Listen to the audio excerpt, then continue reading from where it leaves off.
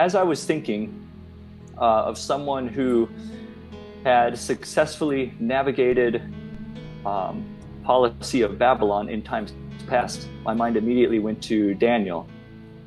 And before he came to his crisis, there were some things that stood out to me which are worth mentioning. In Daniel 1, chapter 1 and verse 8, we see that Daniel purposed in his heart that he would not defile himself with the portion of the king's meat, nor with the wine which he drank.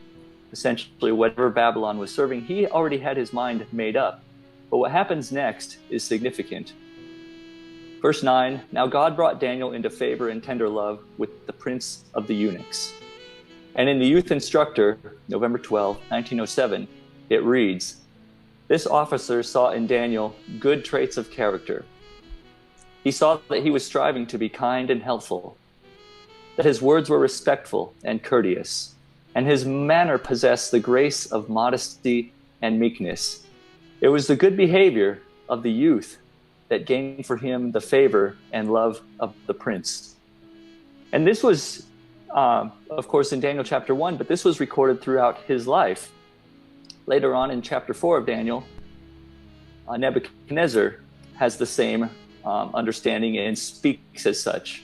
When he says in verse 9 of chapter 4, O Belteshazzar, master of the magicians, I know that the spirit of the holy gods is in thee. Same witness, same response in Daniel chapter 5 with the queen and Belshazzar, which in verse 11 says, there is a man in thy kingdom in whom is the spirit of the holy gods. Skipping on, for as much as an excellent spirit and knowledge and understanding, interpreting of dreams and showing of hard sentences and dissolving doubts were found in the same Daniel. That's not all.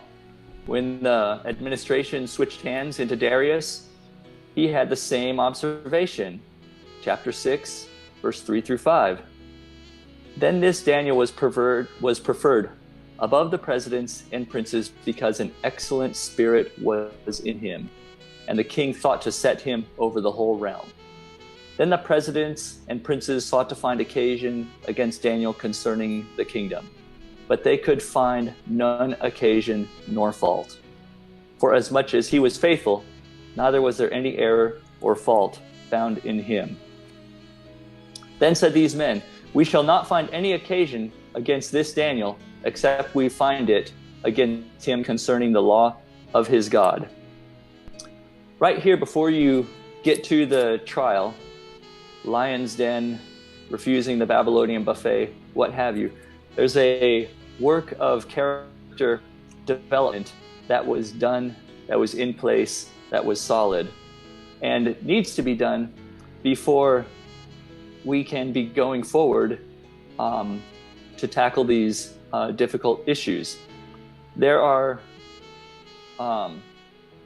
rapidly approaching the coming crisis, and it is with carefulness but also confidence in the Lord that we can be moving forward. Right now, before we get to the final decision, now is the time that our lives need to be examined and see, are we kind, helpful, respectful, courteous, full of grace, modesty, meekness? Are our lives one where there is no occasion for fault? Do we conduct all our business with fidelity, honesty, and integrity? Are we good stewards of that which we have, be it owning our own mansion or renting a single room? When people loan us something, be it a lawnmower or a vehicle, do we return it in better, cleaner condition than when we received it? If the powers that be were to spy, as did the Medo-Persian princes, on Daniel through any available means, be it through our phones, Alexa, Siri, computers, what have you, would they come away with the same verdict as they did of Daniel, that there is no fault that can be found of these people unless it concerns the law of their God? So this is the foundation of character development that needs to be in place solidly before any further suggestions could be beneficial. there is going to be no doubt times where we are going to have our liberties compromised. And whether the first obstacle we run into is a mandatory vaccine, or whether it's a mandatory enrollment in a digital currency situation, we don't know what the first one will be. But if we have the groundwork that Daniel did, then we'll be ready, by God's grace, to navigate it. And we'll probably be surprised at the doors God will open when those who are doing the work which they are required to do, by their governmental jobs, whatnot, if they come into contact with people who, across the board, are thoughtful, kind, meek, have intelligent questions that they can ask, one in whom are blameless, God is going to work in a mighty way, I believe. And you don't know what doors God will open through this. The first thing that I will talk to patients about when they want counseling of any kind with regard to lifestyle questions, or what health interventions they want to sign up for, take, what have you, is it's important that they are first of all well informed, and that they as individuals are comfortable with the decision that they make, because ultimately one's health is it should be you have the highest interest in your own health more than anyone else, and you have the ability to be your own physician to a great extent in many ways. And the first thing that, if you are facing a question of which road will I go down when it comes to treatment, prevention, etc., is acknowledging there's a fork in the road, and each side will have potential benefits and potential risks. And if you are willing to stack the benefits favorably on your side, meaning if you are going to be doing that which God has already commanded and asked you to, the 8 laws of health, nutrition, exercise, water, sunlight, temperance, fresh air, etc., trust in God, all of those, if you are going to be subscribing to that lifestyle, then you will be able to, with confidence, make your decisions in the more natural way when it comes to that decision time. If, on the other hand, violating 1, 2, 3, 4, or all of the 8 laws of health, you might find that there might be more risk in making that decision when it comes to taking the recommended vaccines, what have you. First of all, the vaccine that is coming, we don't know when. They would like it to be soon, but we don't know when. There's things that will transpire day by day, no doubt. And also the virus itself, COVID-19, it is something real. However, the policies that are coming down from it are also something real, and you will have to decide which one you are more comfortable with and also more fearful with. Some of those high up people in the vaccine industry, Bill Gates, etc., they clearly are on record that it sounds like there is an agenda that is not noble, elevated, and truly beneficial for all parties. So let's just say that you come to a decision point in time where you're either find yourself in the office, in the ER, or someone comes knocking on your door with a recommended health treatment intervention. Keeping the context of the excellent spirit that was in Daniel forefront in your mind, what are we going to do? One thing could be to be zealous, militant, forceful, but the other side is that it could be seasoned with meekness and grace. And so I always recommend, if you're coming in, ask questions. If I have a recommended therapy for someone, I love it when people ask questions.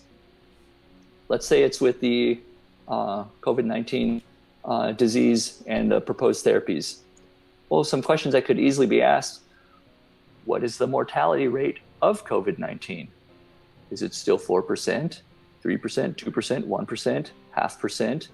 Who knows? Because you want to know what the risk is from the problem, and then also what the risk is from the solution.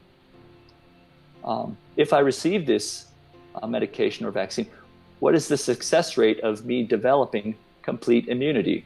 That's just a question you can ask. Are there any adverse effects? The answer, of course, to that is yes, and always. Any medical intervention always has adverse effects that are potential with varying frequency. And then, what would be the benefit of it if I were to take it? Just asking thoughtful questions. Do you have any printed information I could read up on so that I could make a better informed decision with regards to my health decisions? All of these things, convey to the person that this person is thoughtful, careful, that they want to be well informed, and that they are a reasonable person. I believe that those things will have a similar effect as was Daniel's behavior and protocol when he was in Babylon and coming in favor and tender regard of the prince of the eunuchs. Another thing that could be another thought is, I was sick a few weeks ago. I had a runny nose. I had mild symptoms. Is it possible that I already have immunity to COVID-19? If so, is there any way that could be checked and tested before I take a treatment that might not even be necessary? All of this I say, in the context of being wise as serpents, harmless as doves, and to make the pathway less resistant in front of you rather than more resistant by coming up with a forceful, bombastic answer, etc. Even like Daniel, if you already have purposed in your heart what you are going to do. And we should know ahead of time what we are going to do in a time of crisis. However, there are two different ways that you can navigate that crisis as well. When there is a point in your life that you come to where there truly is, where events are truly taken out of your control, when events are completely out of your control and something is going to be decided for you. When that happens, that is the point to remember, I've done what I can, and I am surrendering the rest to God. God will lead, and He will make up the difference, and He will help us when we get to a point where the decision is truly taken away from us completely. That's not a time to be fretful. That's a time to realize I've done what I can. I've done my work of preparation. Like Daniel, I'm going in the lion's den. Things are out of my control now, and trust in God. God has not given us the spirit of fear. In 2 Timothy 1 verse 7, it says, but of power and of love and of a sound mind. And when things come to that point where you are no longer able to make a decision, that's not the time to become fretful and terminally disheartened, but to realize I have done my work, the decisions I can make, I have made. I have conducted myself as I believe God would have me. And when the power is truly taken out of your hands, period, end of story, you have no say, that is then a time to place your life afresh in God's hands. Because once that comes, let's just say someone ties you up and forces you to take some medical intervention. Well, that's unfortunate. But if it's something that's truly out of your control, then our response needs to be like that of Christ when He was going through His trial. And, when one cheek is slapped, it's turned the other. It's to just re-surrender your case entirely to God. Leading up to that, where we have decisions that we can make, may we, by God's grace, be making the right ones, the careful ones, the discreet ones, the discerning ones. But eventually, all of us will come up to the point where Things are now completely out of our hands. All earthly support will be cut off. And whether the first thing we face and it's out of our control is a forced medical intervention, or if that somehow bypasses us and it's something different, maybe there will be some who don't have to have that exact conversation, but eventually, the mark of the beast, the Sunday law, that'll be urged on everyone. And like Daniel, having our hearts purposed and made up, our minds made up. But anyway, a careful question-asking spirit is always, I believe, a beneficial way. There's one other precedent in Scripture, and that it was Christ sitting in the midst of the doctors in the temple when he was 12 years old. Luke chapter 2, verse 46, and the commentary found in Youth Instructor, September 8, 1898, reads, "After Joseph and Mary had searched for him for 3 days, they found him in the court of the temple, sitting in the midst of the doctors, both hearing them and asking them questions. And all that heard him were astonished at his understanding and answers. He asked his questions with a grace that charmed these learned men. He was a perfect pattern for all youth." And so I leave the precedent of Christ and the precedent of Daniel to give careful study to in navigating these issues, I guess you could say, that are at hand. One of the first scriptures that we had our children memorize in our family was Ephesians 4 and verse 29, which reads, "Let no corrupt communication proceed out of your mouth, but that which is good to the use of edifying, that it may minister grace unto the hearers." That's what I want to impress upon people. Now our work is character development and being right, ready, able to be used and led of God, and conducting ourselves in a disarming yet way, as did Daniel, as did Christ. And so that's my encouragement to everyone.